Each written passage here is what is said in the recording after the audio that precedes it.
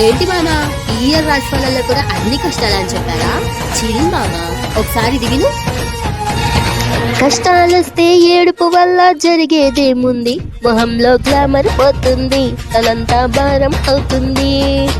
ఆకాశం తెగి పడిపోతే ఏం చెయ్యాలన్నట్టు అలా తెగ ఆలోచించొద్దు, నువ్వేదో ఆపేసేటట్టు. హ్యాపీగా తాపీగా హ్యాపీగా తాపీగా నువ్వు వాడిందే ఆటనుకుంటూ, నువ్వు పాడిందే పాటనుకుంటూ హోయ్.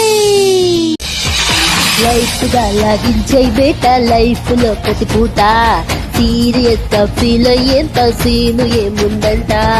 లైట్ గా లాగించే బేట లైఫ్ లో ప్రతి పూట, ఏమో సీరియస్ గా ఫీల్ అయ్యేంత సీను ఏముందంట.